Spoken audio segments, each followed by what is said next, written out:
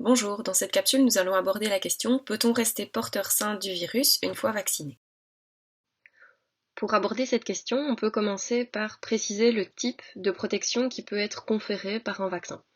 Celle-ci peut soit être qualifiée d'immunité efficace, soit être qualifiée d'immunité stérilisante.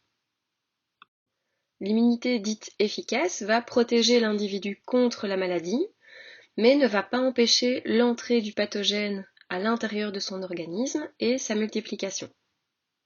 L'immunité stérilisante va quant à elle également protéger l'individu contre la maladie, mais également empêcher l'entrée du pathogène dans son organisme.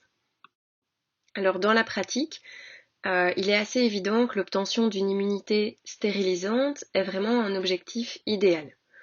Cependant, ça reste quelque chose d'assez rare, et on peut par exemple citer les vaccins contre la variole et la rougeole qui permettent d'obtenir une immunité dite stérilisante. Mais dans la plupart des cas, on aura plutôt une immunité de type efficace, qui va donc protéger l'individu de manière efficace contre l'apparition de symptômes, contre le développement de la pathologie, mais qui ne va pas empêcher le virus d'entrer à l'intérieur de son organisme.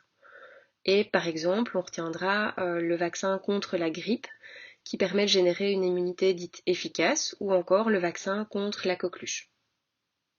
En ce qui concerne les vaccins qui sont actuellement disponibles en Belgique contre la Covid-19, les études cliniques ont permis de démontrer que ces vaccins confèrent une protection contre la maladie à l'individu vacciné.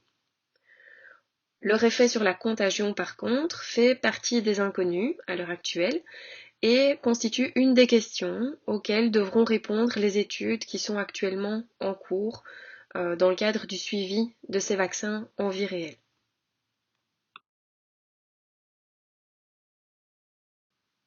À ce jour, certaines données obtenues en vie réelle concernant le vaccin Pfizer semblent suggérer que la vaccination soit associée à une diminution de la contagion.